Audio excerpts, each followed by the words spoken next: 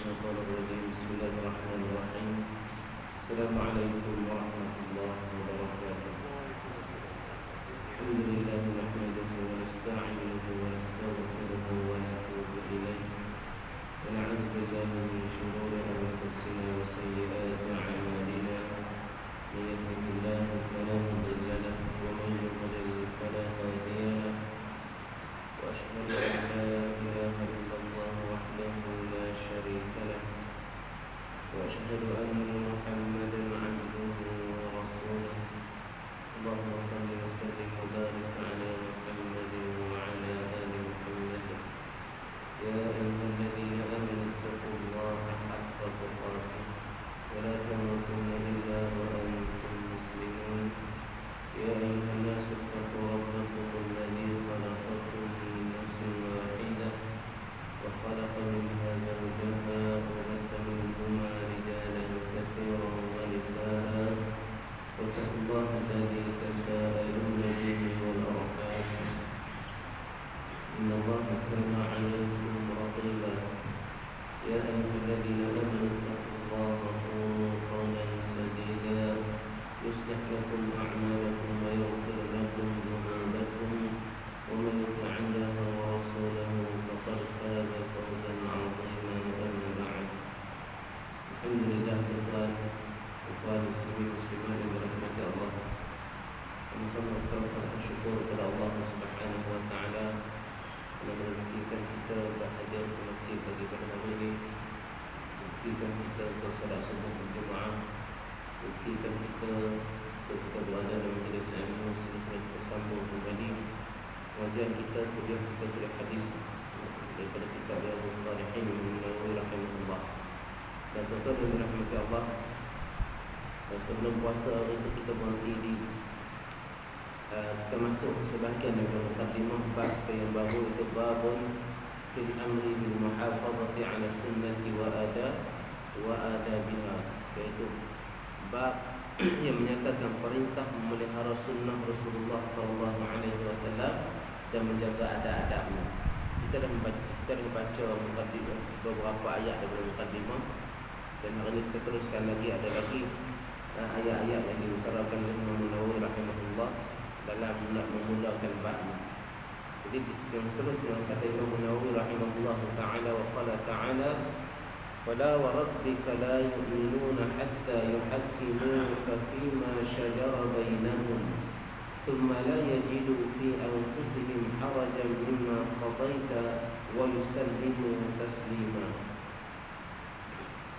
Maka demi Tuhanmu wahai Muhammad, mereka tidak disifatkan beriman sehingga mereka menjadikan engkau hakim dalam mana-mana perselisihan yang timbul di antara mereka. Kemudian mereka pula tidak berasa di hati mereka sesuatu keberatan daripada apa yang telah engkau hukumkan, dan mereka menerimanya dengan sepenuhnya. Tuan-tuan yang dirahmati Allah, ini pun satu ayat yang dibawa oleh Imam Nawawi rahimahullah berkenaan dengan perintah memelihara sunnah Nabi SAW. Ayat ini nak mengajar kita bahawa sunnah Nabi, keputusan Nabi yang dihukumkan oleh Nabi itu, kita pelihara dia, kita jaga dia, dan kita letak nombor satu mengatasi segala benda yang lain. Tuan-tuan yang dirahmati Allah, dari segi kita cakap banyak kita kata kita ikut Quran dengan sunnah, kita ikut Quran dan sunnah. Kita nak menegakkan Quran sunnah, menegakkan Quran sunnah.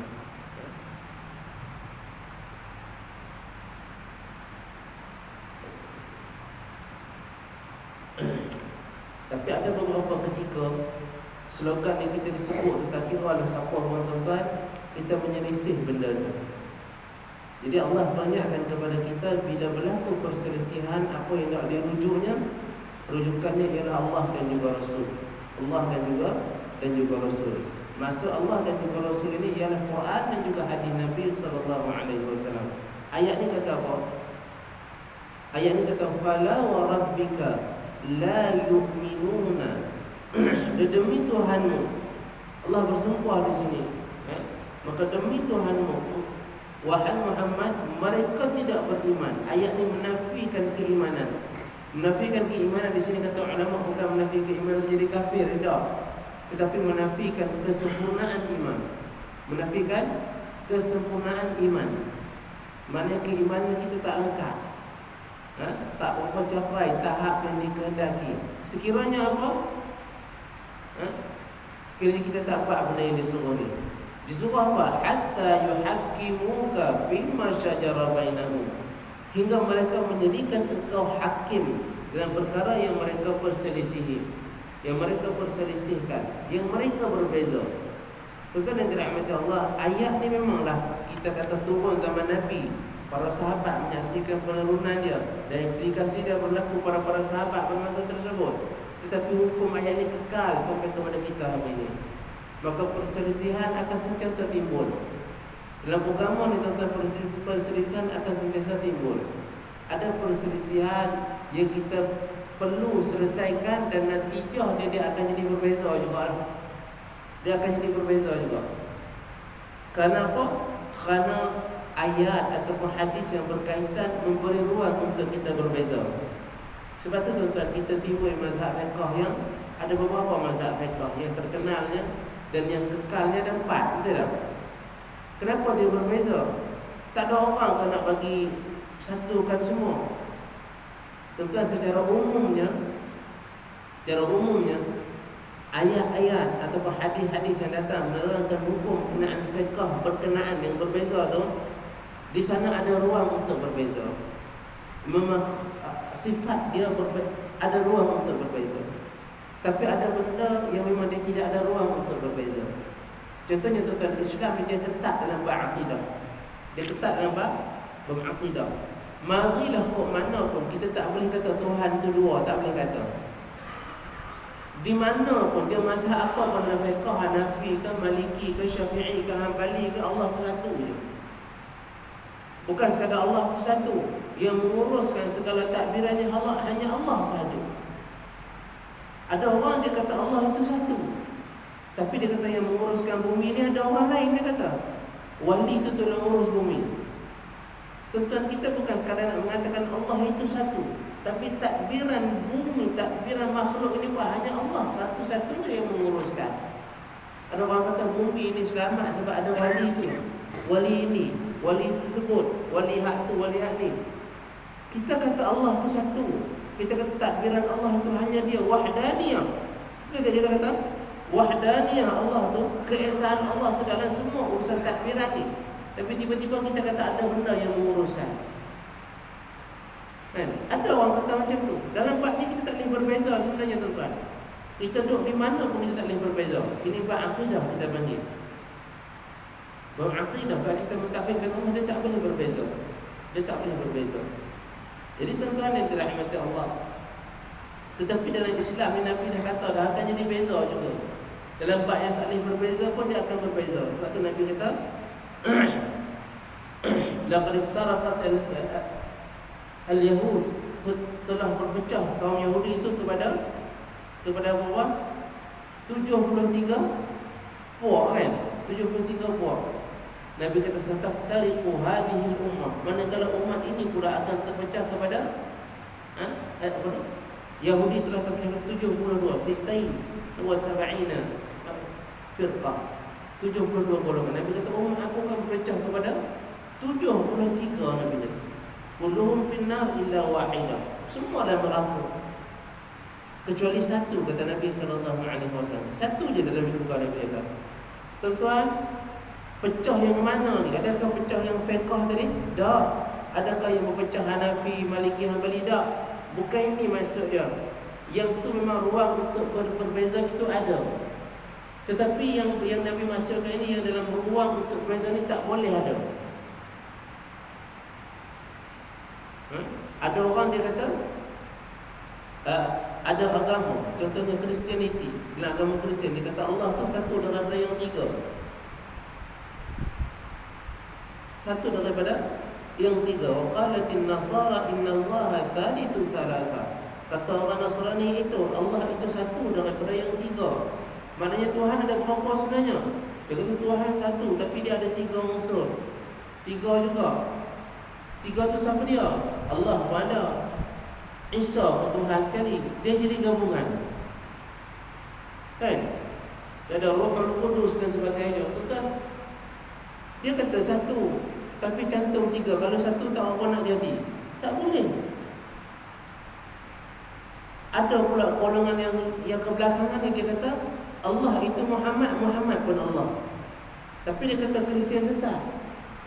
Kristian kata Isa itu Allah, Allah pun Isa. Betul tak? Al-Masih itu Allah, Allah pun Al-Masih. Dia sama je benda tu. Tapi ada orang kata Muhammad itu Allah, Allah itu Muhammad. Sama tak sebenarnya? Sama lah sebenarnya. Sebenarnya dia sama kalau gitu. Dia kata wahdatul wujud. Kan? Allah itu Muhammad, Muhammad itu pun Allah juga. Tak betul benda ni. Benda-benda macam ni dalam Islam pun wujud. Kata Nabi bagi amaran, akan ada benda ni. Akan ada benda ni. Maka tuan-tuan, bila jadi macam ni, ke mana kita nak tuju? Ke mana kita nak tuju? Kita tuju balik kepada Quran dan juga sunnah yang sebenar. Ikut tafsiran ulama-ulama Rabbani yang dahulu, yang semua orang iktiraf tu. Tiba-tiba kita kata orang hujung kampung kata, betul yang dia kata. Tak, orang hujung kampung orang panggil dia ustaz ke lebay ke tak. Kita ikut atas. Atas apa? Ulama-ulama kita yang diiktiraf oleh ummah. Yang ummah dah iktiraf.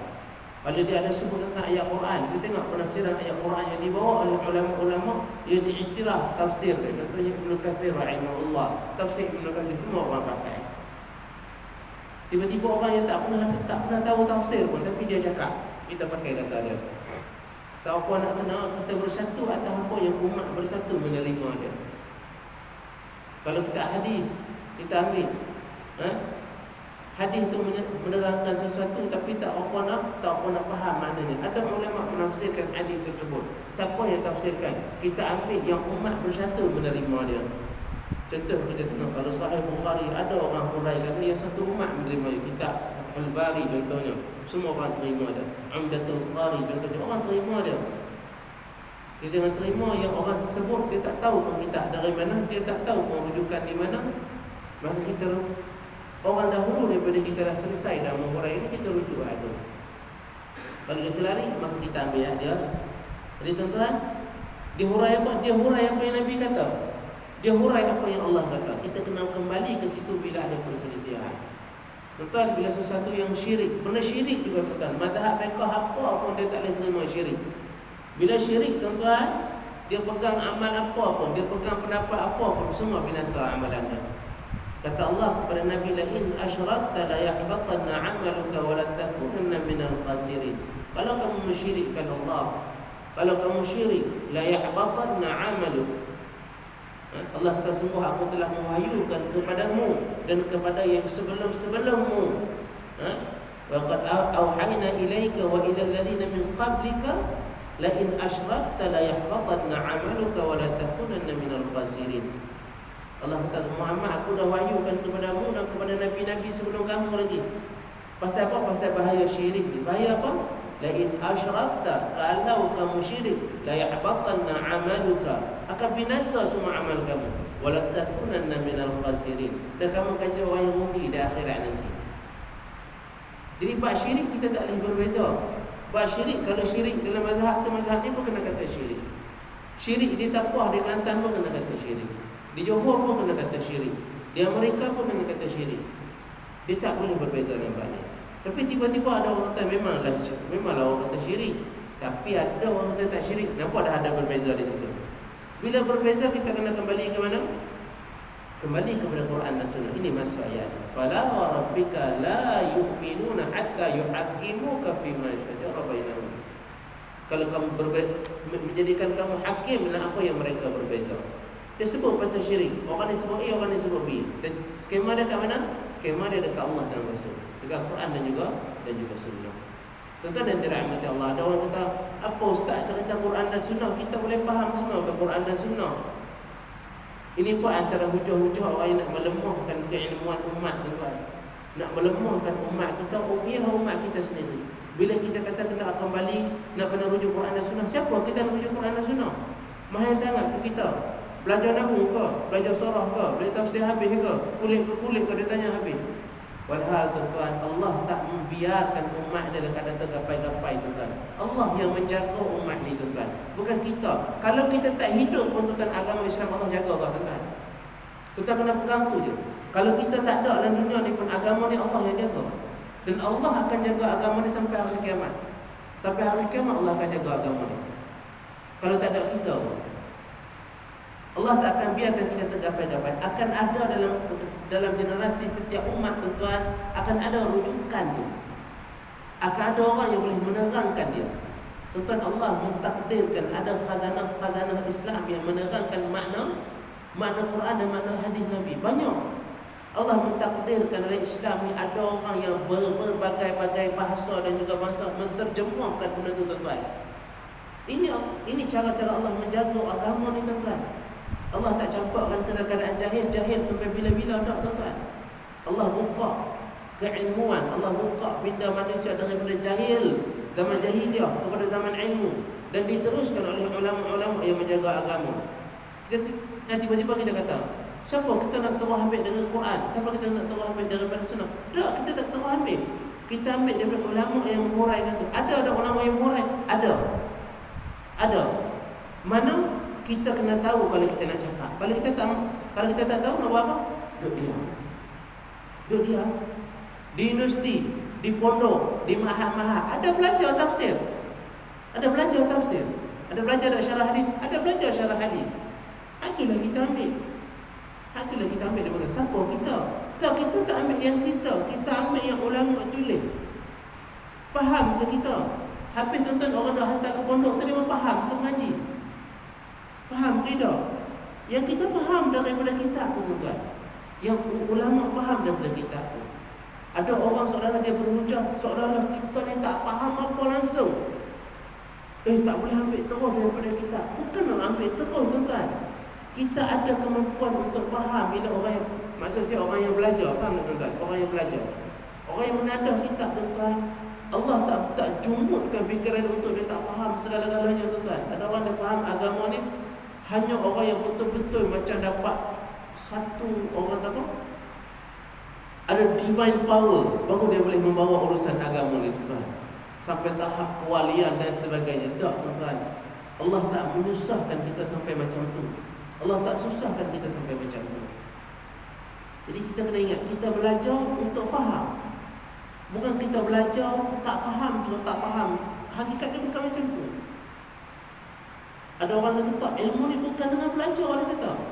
Kalau belajar tak cukup dia kena ada ilmu ni. Ada orang dia kata orang ni alim sangat dan dia bukan ilmu yang mengaji tu dia. Seolah ilmu tu Allah campur terus dalam akal dia. Kita dengar tak Imam Bukhari teruk macam mana nak belajar? Susah mengembara satu dunia tuan-tuan. Dibuang negeri, di penjara dan sebagainya. Susah tuan-tuan. Imam Syafi'i yatim, tinggal mak dan sebagainya, kan? Imam Ahmad sampai di penjara dan sebagainya. Al-Buaiti sampai dibunuh dan sebagainya. Susah nak dari mana dapat ilmu? Susah nak dapat ilmu. Tapi kita kata tak, ilmu ni orang yang hebat-hebat dia tak belajar, tapi dia dapat terus campak. Tuan-tuan, kalau terus campak orang macam Syafi'i yang sampai hari ni orang sebut nama dia, mesti tak ada sejarah dia susah cara ilmu. Tapi kita tengok betapa susahnya Syafi'i nak dapat ilmu. Betul tak? Pergi tempat Imam Malik, kertas tak ada, pen tak ada. Walaupun cerita dipertikaikan, kita tengok susah tak dia nak mengaji. Berjalan kaki dari Mekah ke Madinah sebab dengar ada Imam Malik. Jalan kaki. Kalau betul dah ilmu orang yang Allah pilih ni, dia campur ilmu macam tu je tuan-tuan, Imam Syafi'i tak perlu payah. Kerana Imam Syafi'i memang orang yang terpilih. Sampai hari ni orang dendangkan nama dia. Mustahil dia bukan pilihan Allah. Mustahil dia bukan wali. Betul tak? Hak orang kita kata wali pun tak ada kitab sebanyak Syafi'i. Tak ada ilmu sebanyak Imam Syafi'i yang kita warisi. Tak ada. Kalau sebanyak ilmu Imam Syafi'i yang kita warisi, yang umat ambil manfaat dia, adakah dia wali ataupun tidak? Confirm dia wali Allah. Tapi teruk tak dia dapat ilmu? Teruk dia berusaha tuan-tuan. Tiba-tiba kita hari ni kata ilmu ni sebenarnya bukan belajar. Orang yang Allah pilih Allah campur tu terus jadi alim. Kan belajarlah macam mana pun tak akan sampai maqam alim. Tak, kita tak kata kita alim, tapi kita tunjuk contoh ilmu itu untuk kita pelajari. Nak faham ini kena susah. Kena susah. Imam Asy-Syafi'i bersusah, Imam Muslim bersusah, Ahmad bin Hanbal bersusah, Tirmidzi dan sebagainya bersusah. Baca sejarah dia. Baca sejarah. Lepas tu kita terima bulat-bulat. Kita terima apa? Bulat-bulat. Kita kata ilmu ni sebenarnya belajarlah tahu mana pun dia takkan dapat kalau ni. Al-ilmu bitta'allum, kata Nabi. Ilmu itu dengan belajar, kata Nabi. Dengan belajar. Sahabat belajar, tuan-tuan. Sahabat belajar daripada Nabi. Umar Al-Khattab radhiyallahu anhu, ada riwayat, tuan-tuan, dia tak boleh jumpa Nabi hari-hari. Dia ada kerja nak buat. Dia ada pencarian keluarga yang memerlukan nafkah dan sebagainya. Umar ada riwayat dia bergila-gila dengan jirannya, seorang sahabat lain, tuan-tuan. Hari ni kamu pergi jumpa Nabi, kamu balik beritahu aku, hari ni aku nak kerja. Esok Umar pergi. Esok Umar pergi. Kerana apa, tuan-tuan? Kerana ilmu tu dengan belajar. Ilmu tu dengan belajar. Tiba-tiba ada orang kata tak payah belajar, tiba-tiba dapat tu ilmu. Tak boleh macam tu. Kalau kita fikir macam itu, sebab itulah kita tak boleh nak rujuk. Oh, tak boleh. Dia ni tak sampai tahap lain. Jadi sampai bila kita nak boleh kembali kepada yang Allah suruh, yang Nabi suruh. Bila berlaku khilaf, maka tengok siapa yang bertepatan dengan Quran, siapa bertepatan dengan as-sunnah. Kalau kita dah kata, oh, kita dah tak mampu, kita bukan disuruh berijtihad, tapi kita disuruh ambil ijtihad ulama. Nak sampai ke situ, tuan-tuan, kita kena ambil ijtihad ulama ni. Kita tak perlulah jadi orang sampai membuta-tuli ikut, tuan-tuan. Kita kena ada asas sikit. Contoh, ada orang karang kitab fardu ain, dia ambil daripada kitab ulama. Takkan kitab fardu ain yang anak-anak kita mengaji di sekolah agama tu kita tak boleh nak baca, kan? Seolah-olah umat ni terlalu jahil. Tak boleh dia tu, tuan-tuan. Seolah-olah umat kita terlalu jahil. Bukan macam tu. Dia suruh kita rujuk, dia suruh kita belajar, tuan-tuan. Tapi bukanlah suruh kita belajar untuk berfatwa dan sebagainya. Itu untuk kita faham.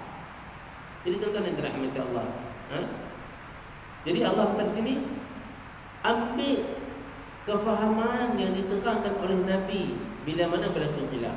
Thumma la yajidu fi anfusihim haraja. Kemudian ciri yang beriman lagi, dia tak rasa berat nak menerima keputusan. Contoh, orang dah beramal antara A dengan B. A dengan B ni kawan ni yang rujuk tadi, dia cenderung pada pandangan B. Tengok yang Rasul kata pandangan A lebih tepat. Jadi dia tengok A lebih tepat, maka dia tidak rasa berat hati untuk ikut pandangan A kerana A itu lebih tepat kepada Allah dan juga Rasul. Ini tanda keimanan, kata Allah. Tanda kesempurnaan iman.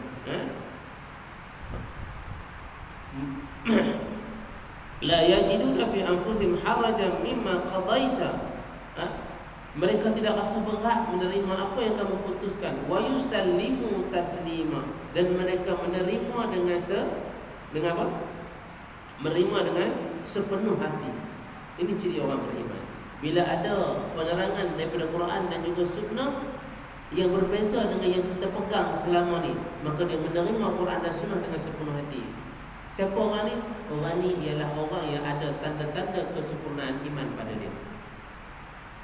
Jadi tuan-tuan, Imam Nawawi rahimahullah buat bab ni, bab berpegang teguh kepada sunnah Nabi ni, tuan-tuan. Bukan dia buat sekadar nak tahu, tapi bab ni bab saranan, bab arahan nama dia.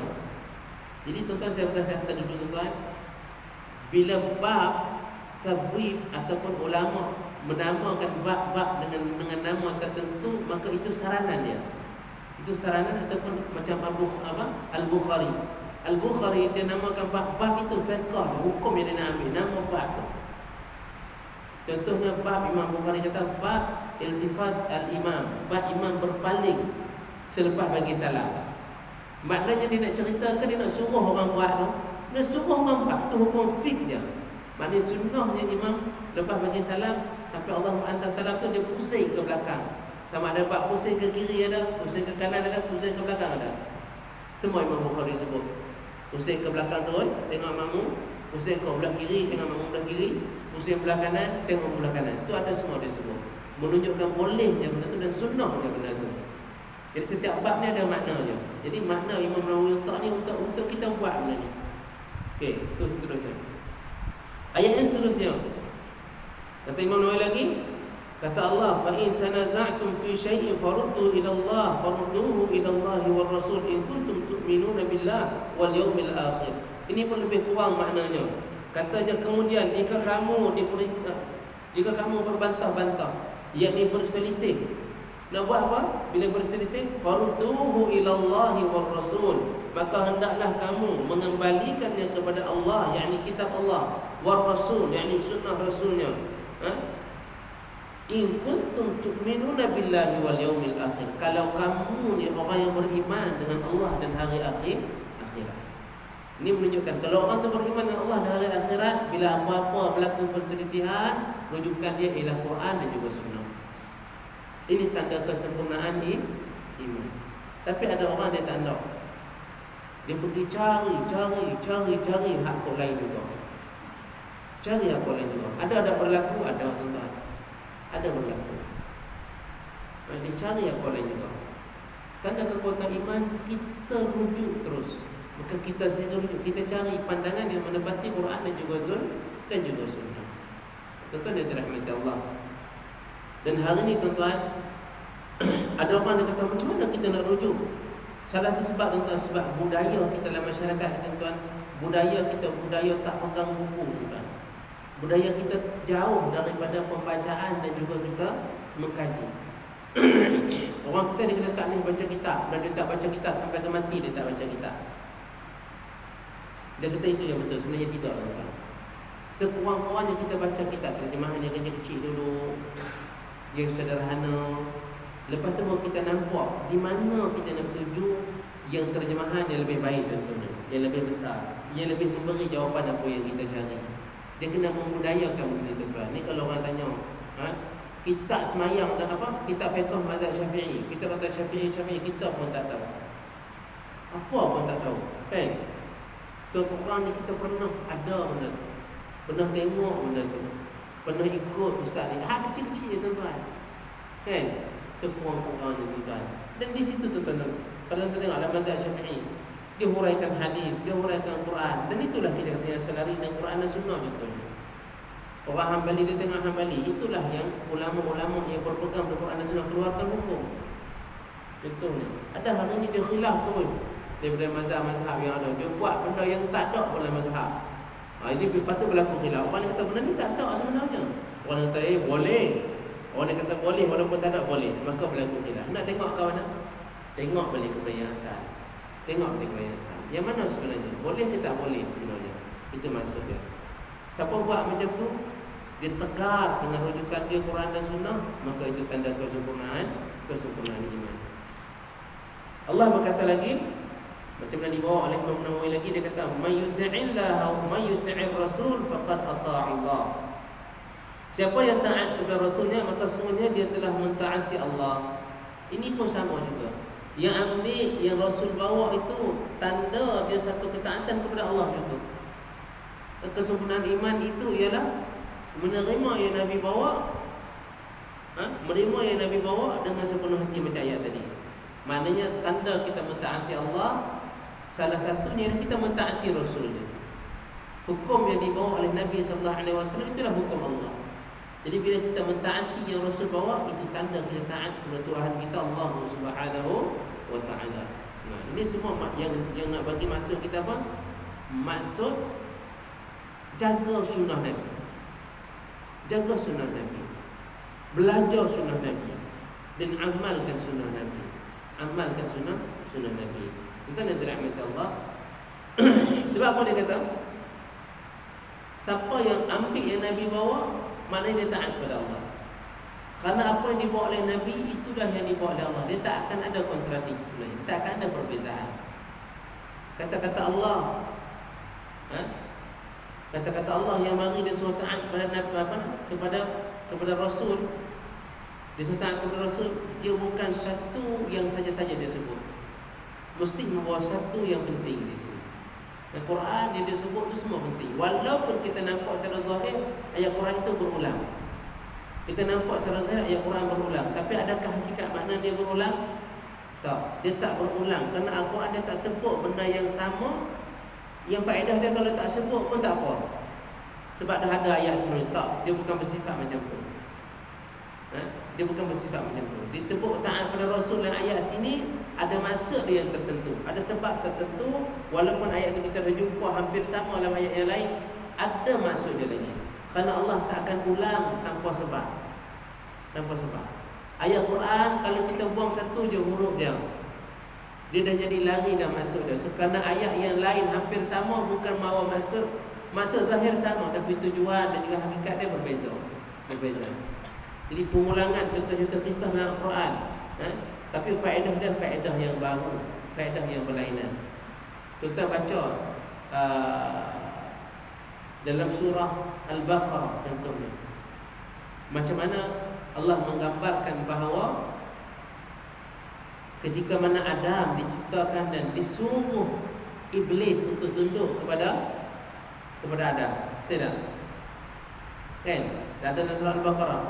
Dalam surah yang lain pula ada juga cerita macam mana iblis enggan untuk sujud pada Adam. Ayat dia hampir sama tapi konteks dia berbeza. Konteks dia berbeza. Walaupun cerita tentang iblis disuruh sujud, iblis tak nak sujud, kan? Ada disebut bukan sekali dalam Quran, tapi konteks dia berbeza. Pengulangan itu tidak sia-sia. Pengulangan itu bukan sekadar ulang saja cerita yang sama, tidak. Itu konteks berbeza Allah dah sebut. Jadi bila mana Allah sebut siapa taat pada Allah, dia taat pada Rasul. Sama aja, baik sebut pada Allah terus.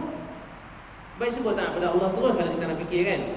Sebab Allah utuskan Rasul, dah automatik kita kena taat pada Rasul. Tak payah sebutlah taat pada Rasul. Tak. Kenapa Allah sebut kalau macam tu? Kenapa Allah sebut taat pada Rasul? Kerana ada sebab misalnya. Jelas tak tuan-tuan? Ada orang kata kalau makna taat pada Rasul tu taat pada Allah, sebut je taat pada Allah, selesai cerita, kan? Kenapa pula ada Rasul? Kerana dia membawa pengertian yang besar lah Allah sebut perkataan Rasul di sini. Kenapa? Kerana Rasul itu ialah wasilah untuk kita dapatkan apa yang Allah nak. Jelas tak tuan-tuan?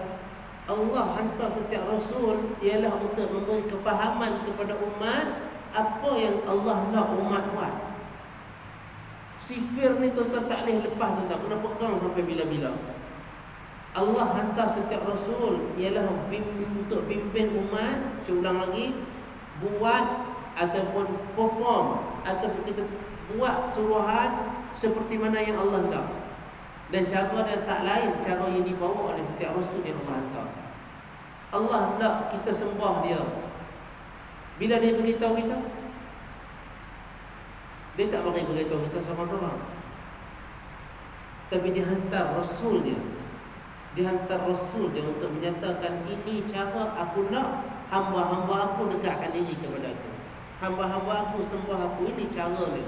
Semua ambil melalui Rasul alaihi wassalatu wassalam. Dan umat kita dia ambil yang Muhammad. Umat kita ambil syariat Muhammad. Kerana umat Muhammad Allah nak dia sembah Allah melalui apa yang dia wahyukan kepada Muhammad. Sebab itulah kita kata asyhadu an la ilaha illallah. Tidak ada Tuhan yang berhak kita sembah melainkan Allah. Wa asyhadu anna Muhammadan Rasulullah. Maksud Rasulullah ni nak sembah Allah itu tidak ada cara lain melainkan cara Rasulullah. Melainkan cara Rasulullah. Itu maksud syahadah, tuan.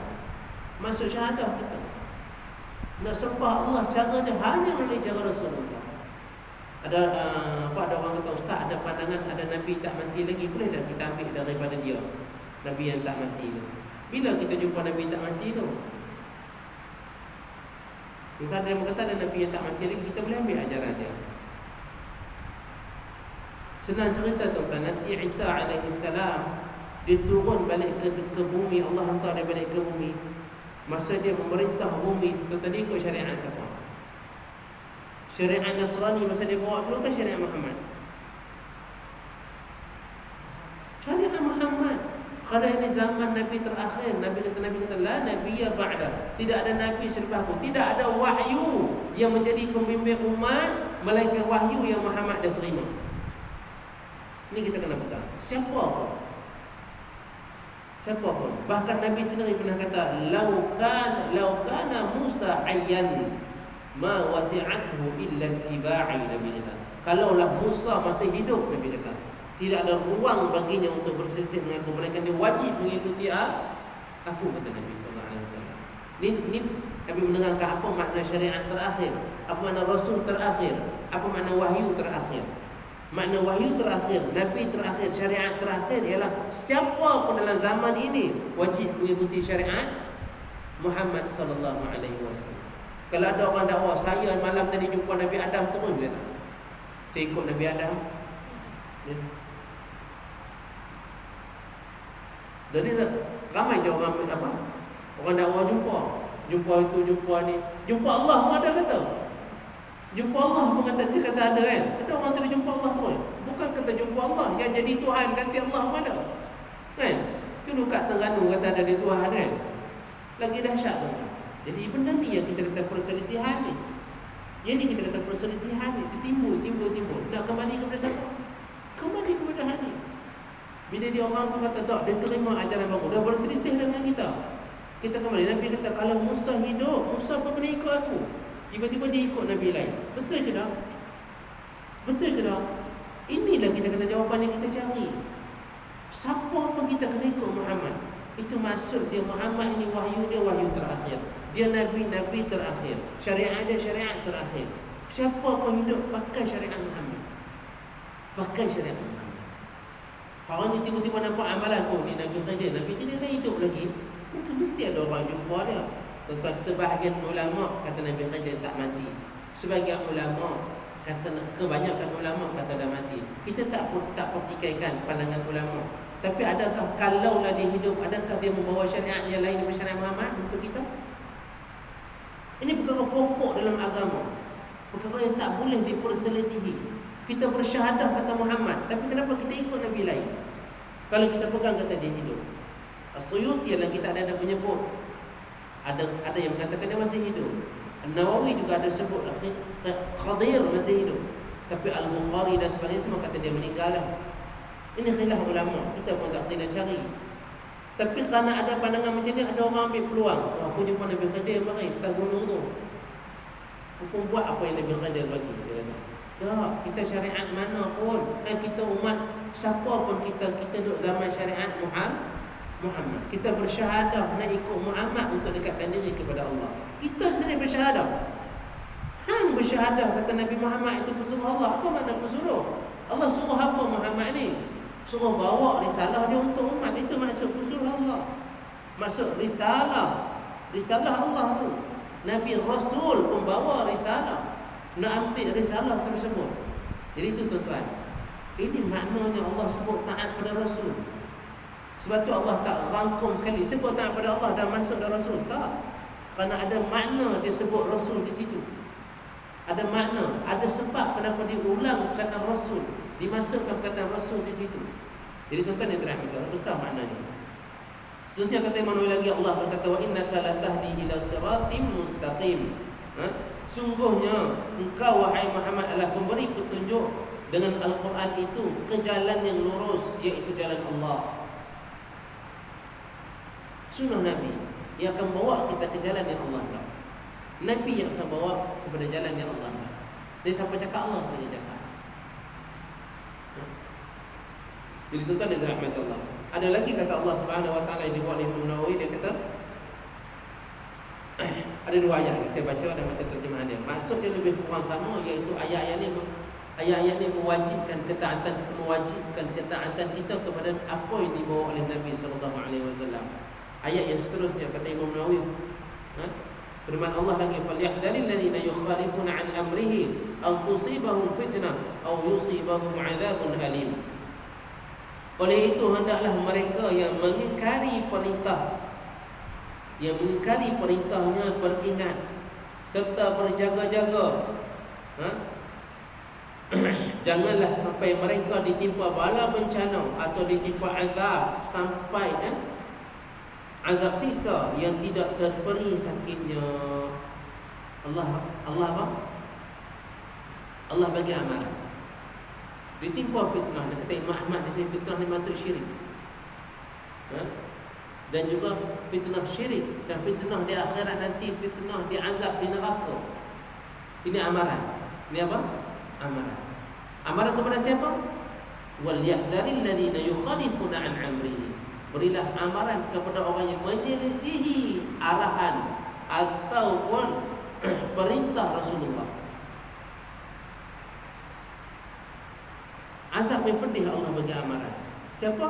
Orang yang menyelisihi Rasulullah sallallahu alaihi wasallam. Berselisih dengan Rasulullah bukan perkara yang kecil. Sebab itu Imam Malik rahimahullah taala ketika mana dia berkuliah, dia mengajar dalam masjid Nabi sallallahu alaihi wasallam, dan kita tahu zaman Imam Malik kubur Nabi itu masih ada orang boleh tengok lagi lah rumah dia. Imam Malik lebih kurang 200 tahun ataupun tak pernah sampai 200 tahun selepas Nabi. Dia baru saja. Bahkan Imam Malik antara orang yang iktikaf, dia boleh iktikaf tempat Nabi iktikaf lagi. Orang tak ramai lagi masa tu, masjid tak luas lagi masa tu. Ketika mana dia mengajar dalam masjid Nabi, dia kata kullu kalam yuqad wa yutrak. Setiap kata-kata itu boleh diambil, boleh ditolak. Setiap kata-kata. Illa kalam sahibi hadzal maqam, melainkan kalam, kata-kata empunya kubur ini, dia kata. Siapa? Al-Ma'sum sallallahu alaihi wasallam. Malik kata kata-kata siapa pun boleh ambil, kata-kata siapa pun boleh ditolak, melainkan kata-kata empunya kubur, iaitu Nabi sallallahu alaihi wasallam. Tak boleh tolak, dia kena ambil je. Kata-kata orang lain dia kata boleh ambil, boleh tolak. Tapi bila mari kata-kata Nabi, dia tak boleh tolak, dia kena ambil je. Dia kena ambil je. Iaitu kata Nabi sallallahu alaihi wasallam. Ini ayat ni kata apa?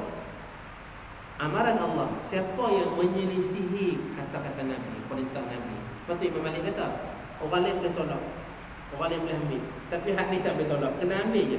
Tak boleh selisih dengan dia, tak boleh selisih dengan dia. Kalau dia kata A, kita kata A. Kalau dia kata A, kita kata A. Kalau dia kata B, kita kata B. Itulah Nabi sallallahu alaihi wasallam. Itu tadi dirahmati Allah. Ada amaran daripada Allah Subhanahu wa taala. Sentiasa kena pegang apa yang dibuat oleh Nabi sallallahu alaihi wasallam. Dan ayat yang terakhir dalam mukadimah ni kata Imam Nawawi, firman Allah lagi, wa dzkurna ma yutla fi buyutikunna min ayatillahi wal hikmah. Dan hendaklah kamu ingat, wahai isteri-isteri Nabi, apa yang dibaca di rumah kamu daripada ayat-ayat Allah dan juga hikmah pengetahuan, yakni hadis Nabi sallallahu alaihi wasallam. Ini khitab ataupun arahan ayat ni. Maksud ayat ni ditujukan kepada para isteri Nabi. Surah apa? Surah pegang dengan apa yang ada dalam Quran. Surah pegang apa yang ada dalam sunnah Nabi sallallahu alaihi wasallam. Tetapi maksud dia menyeluruh kepada kita, menyeluruh kepada kita. Dalam ilmu tafsir dia panggil ini, biasanya orang sebut al-ibrah bi umumil lafz la bi khususis sabab. Kita ambil pengajaran, kita ambil dia punya konten dia yang umum tersebut. Umum dia apa? Berpegang teguh pada Quran dan juga sunnah. Walaupun sebab dan juga tujuan ayat ini dituju pada asalnya kepada isteri-isteri Nabi, tapi maksud dia secara umumnya untuk kita sekali. Arahan dia apa? Berpegang dengan Quran yang Allah turunkan dan berpegang dengan hadis Nabi sallallahu alaihi wasallam yang Nabi sampaikan kepada kita dalam rangka menguraikan syariat yang Allah mahu tersebut. Jadi tuan-tuan dan dirahmati Allah, bila kita baca hadis tuan-tuan, bila kita baca kitab hadis, memang lagu ni tuan-tuan. Ulama yang karang kitab hadis ni, kalau dia suruh kita ikut, pegang kuat betul-betul. Ada orang tahu hari ni nampak kasar tegas, memang betul. Kalau ulama hadis, dia memang pegang dengan hadis dengan tegaklah tuan-tuan, dengan tegas. Bahkan Syafi'i sendiri, imam-imam mazhab yang empat tu dia berpegang kuat dengan hadis Nabi sallallahu alaihi wasallam. Habis kenapa berbeza? Itu yang nanti kita terang sikit demi sikit supaya kita lebih faham. Tapi saya kata dia berbeza pada ruang yang memang agama benarkan untuk kita berbeza tadi. Nanti kalau kita belajar mazhab, lama-lama kita akan terang sikit-sikit apa sebab berbeza. Kita akan masuk sikit lah, walaupun kita tak akan belajar macam orang universiti. perbezaan antara orang yang faham maksudnya orang faham misalnya ada sebab-sebab dari segi bahasa dan sebagainya, itu terlalu rumit. Tapi dari semasa ke semasa kita akan terang contoh perbezaan bagi kita nampak kenapa Syafi'i kata macam ni, kenapa Ahmad kata macam ni. Dalam kali kita akan nampak ruangnya ada di sini, ada ruang untuk berbeza. Kita akan terang sikit-sikit, kita akan nampak supaya kita kata kita dapat dapat bagi penerangan bahawa bila kita kata kepada Quran dan Sunnah, maksudnya bukan kita tinggal makan hanya mazhab-mazhab dan sebagainya, bukan itu maksudnya. Jelas tak tuan-tuan? Kerana mazhab-mazhab yang kita ada bukan Quran dan Sunnah juga tu. Tetapi itu ruang untuk yang boleh berbeza. Tapi puncanya Quran dan Sunnah juga. Yang tu maksudnya kita masih berpegang Quran dan Sunnah. Kita ikut mazhab ni, ikut Quran Sunnah lah juga tuan-tuan maksud dia. Tetapi kenapa berbeza macam tu? Nanti sikit-sikit kita akan masuk terang secara umum, secara mudah-mudah insya-Allah. Jadi tapi pokoknya yang utama ialah Quran dan juga Sunnah. Pokoknya yang utama Quran dan juga Sunnah Nabi yang kita kena jadikan rujukan utama kita. Kalau berselisih, kita kena jadikan dia sebagai yang menolong menyelesaikan perselisihan kita. Kalau kita ragu-ragu, itu yang jadi rujukan kita, yang hilangkan keraguan kita. Itu masuk bah. Jadi tuan, kita berhenti di sini insya-Allah. Dan kalau ikut video tadi, esok kita sambung lagi lah. Esok kita cuti. Jadi diminta saya untuk sambung balik ini. Esok kita akan masuk hadis-hadis pula yang berkenaan dengan perkara yang kita bincang pada hari ini insya-Allah. Jadi sekarang itu untuk hari ini sebagai mukadimah. InsyaAllah kita sambung esok. Allah Ta'ala alam. Semoga kita dapat kefahaman, semoga kita dapat mengambil ilmu dan pengetahuan. Semoga Allah punyakan pahala dan balasan baik kita yang memuratkan lagi bisa kebaikan kita di akhirat nanti. Sekarang itu tuan-tuan, menapa mohon maaf ada kekurangan, kalau kesilapan yang baik dari Allah, yang lemah daripada kelemahan diri saya sendiri. Sekian aqulu qawli hadza wa astaghfirullahal azim li wa lakum. Wassalamualaikum warahmatullahi wabarakatuh.